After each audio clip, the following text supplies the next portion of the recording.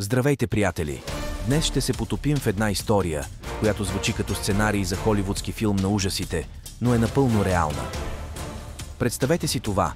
Някъде под краката ни, в тъмните недра на Земята, се крие сила, толкова мощна, че може да промени климата, да унищожи цивилизацията и да превърне слънчевите дни в безкраен мрак. Говорим за огромните вулкани, не просто обикновени вулкани, а супервулканите, които спят тихо за сега. Според учените, има около 16% шанс в рамките на този век да се събуди един от тях. Да, чухте добре. Добре дошли в загадките на древността. За да не пропускате подобни видеа, може да се абонирате за канала. Предварително ви благодарим. Нека започнем с нещо, което вече се случи. Само преди 3 години вулканът Хунга-Тунга, Хунга-Хаапай, в Южния Тихи океан, избухна с такава ярост, че разтърси света. Това не беше просто изригване, това беше апокалиптичен рев. Представете си подводен гигант, който изхвърля облак от пепел на около 40 км в небето, по-високо от всяко изригване, регистрирано някога.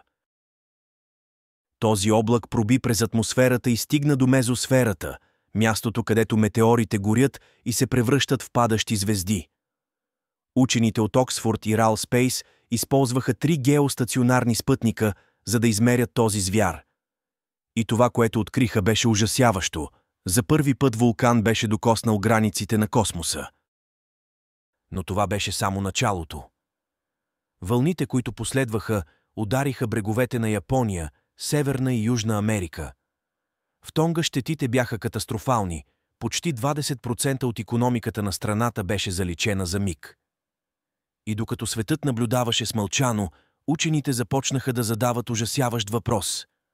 Какво ще стане, ако следващият вулкан е 10 или дори 100 пъти по-мощен? Сега си представете това.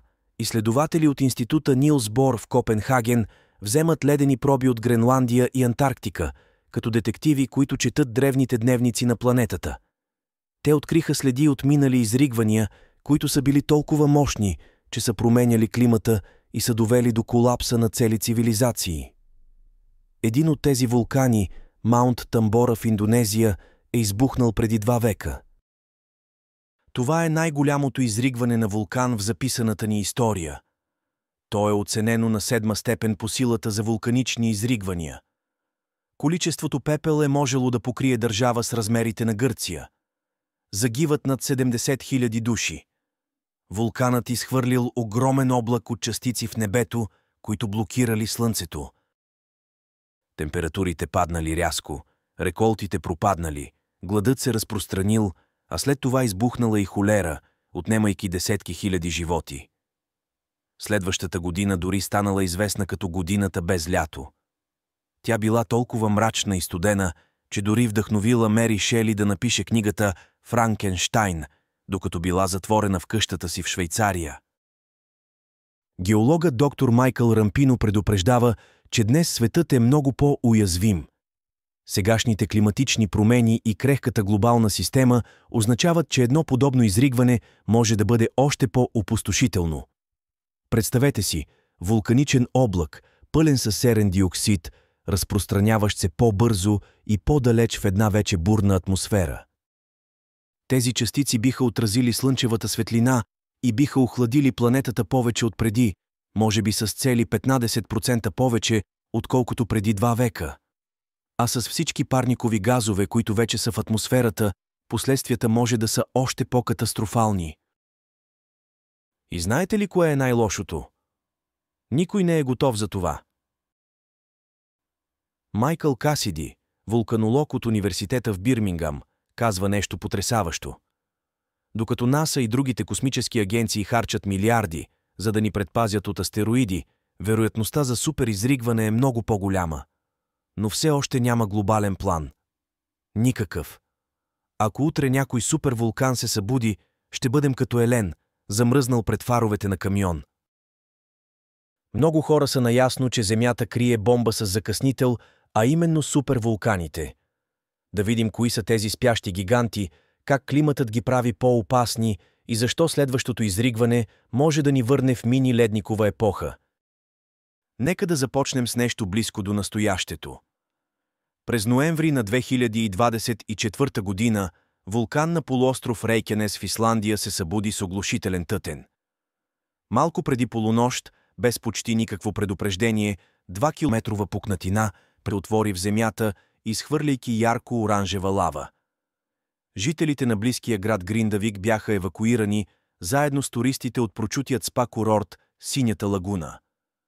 Въздухът се напълни с токсични газове, а лавата заплашваше да погълне всичко по пътя си. Само няколко месеца по-рано, друго изригване на същия полуостров отвори почти 3-километрова пукнатина, предизвиквайки извънредно положение. Исландия знае какво е да живееш с вулкани, но това беше напомняне. Тези чудовища не спят дълбоко. Защо Исландия? Защото там климатичните промени играят опасна роля.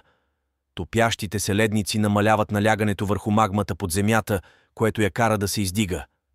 А с все по-екстремните дъждове, водата прониква в пукнатините на вулканите, превръщайки се в пара и предизвиквайки експлозии, които могат да събудят дори спящите вулкани. Според едно скорошно проучване, цели 700 вулкана по света, а това е почти 60% от всички активни вулкани над Земята, са уязвими към такива потенциални събития. И не става дума само за Исландия. Чили, Индонезия и други горещи точки също са в списъка. Нека сега да се върнем назад във времето. През 13 век вулканът Самалас в Индонезия избухнал с такава сила, че учените смятат, че е предизвикал малката ледникова епоха, векове на студ, които променили света. Дървесните пръстени и ледените ядра от Гренландия ни разказват много ясно историята. Температурата паднала с 2 градуса, достатъчно, за да предизвика хаос. А само преди 30 години изригването на връх Пинатубо в Филипините ни даде модерен пример. То охлади земята за няколко години, благодарение на серния диоксид, който изхвърли в атмосферата. Сателитите го видяха в действие, но дори с тази технология не можем да предскажем кога ще дойде следващият голям удар. И тук идва уловката. Учените казват, че следващото голямо изригване може да бъде още по-лошо заради съвременния климат. Доктор Томас Обри обяснява, че в по-топла и бурна атмосфера серният диоксид би се разпространил по-бързо, създавайки равномерен вуал от аерозоли, които да блокират Слънцето. Резултатът? По-силно охлаждане, по-дълги зими и потенциално глобален глад. Представете си света днес, вече се борим с климатични кризи, войни и нестабилни икономики. Добавете супервулкани и имате рецепта за катастрофа, каквато никога не сме виждали.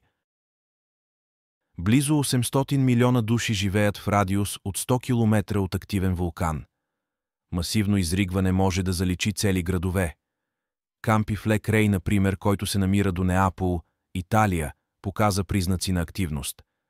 А Неапол е дом на около 1 милион души. В по-дългосрочен план последиците могат да бъдат катастрофални.